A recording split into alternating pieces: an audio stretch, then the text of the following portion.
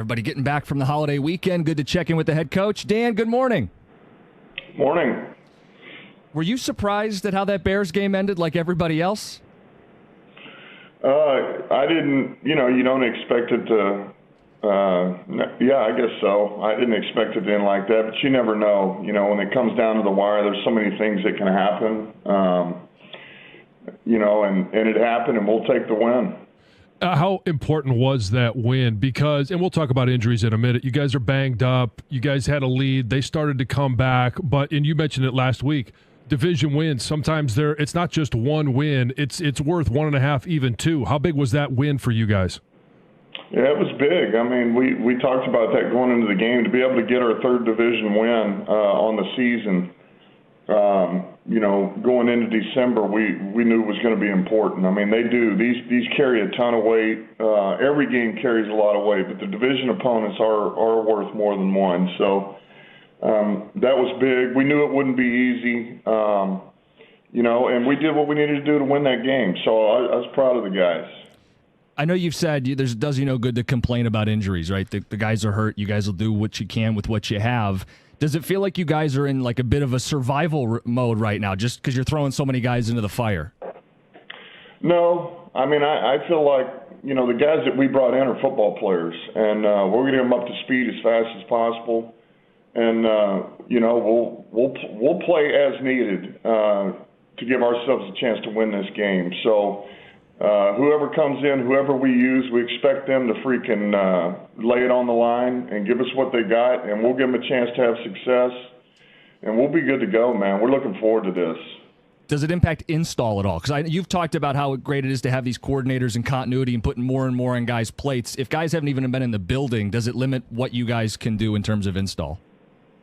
Yeah, I mean, I think you want to be careful how much you put in. That's probably the volume of it is where you got to be careful, but it's not like we're not going to have enough bullets going into this game. We'll have enough, and like I say, ultimately it comes down to to having a sound plan and then just playing hard, playing fast, playing physical, and be disruptive.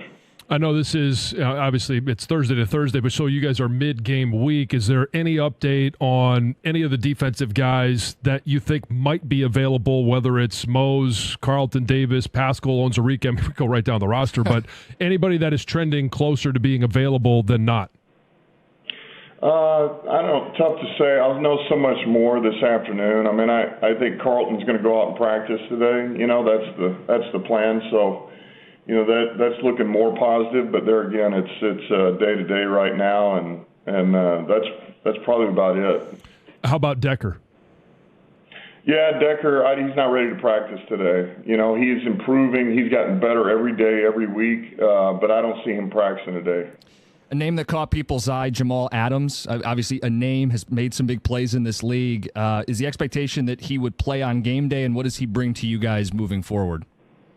Yeah, I mean, there again, we brought in, he and Quan Alexander, Miles Adams, Jonah Adams. I mean,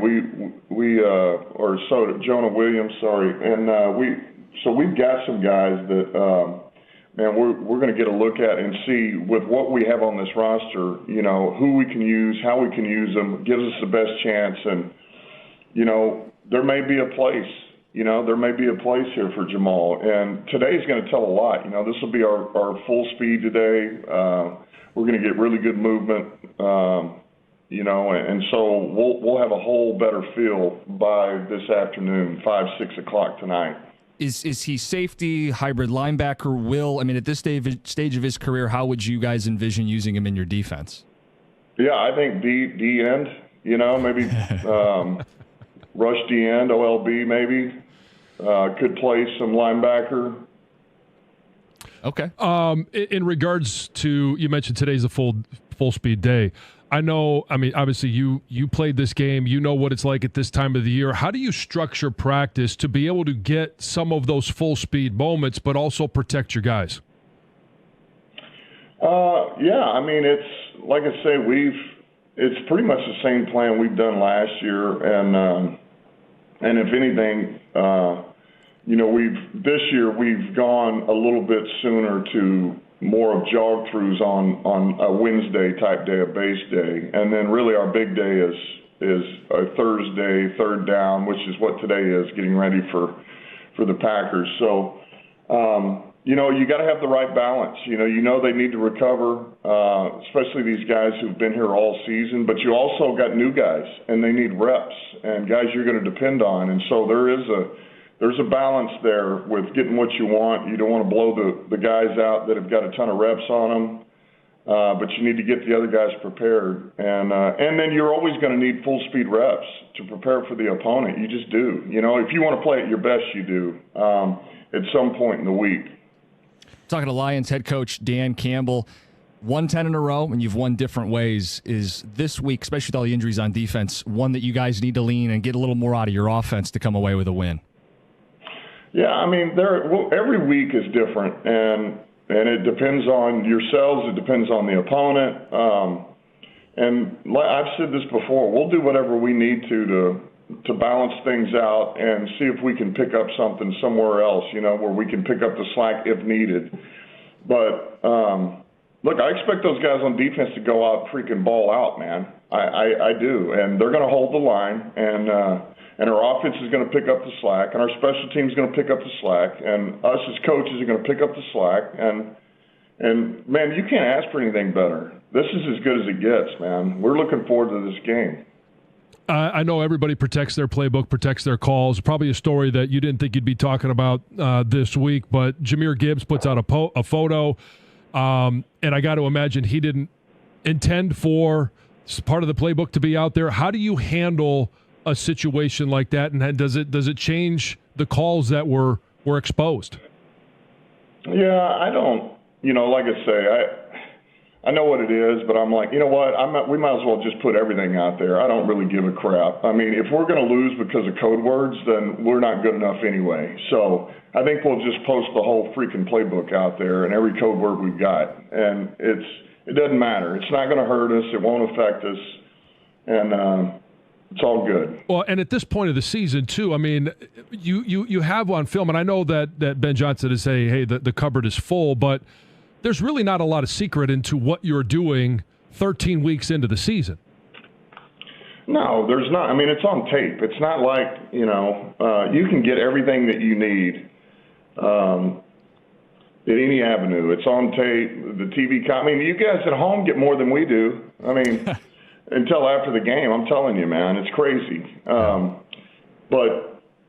But listen, it's all out there, and you can find any and everything that you need on the tape, and how to attack people, how they're going to attack you. And no, I'm not losing sleep over that. Now, do I want us posting stuff up from our locker room or our players or whatever? No, I don't, because you don't know what's going to happen with something like that. But no, in the grand scheme of things, it's not a big deal.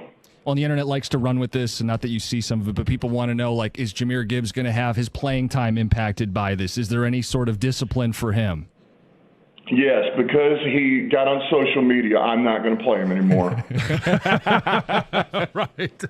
Heavy sarcasm for people who are going to read too much into it. Dan, good stuff. I know. We're fine. As a matter of fact, I joked at him about it yesterday. I messed with him. So it's good.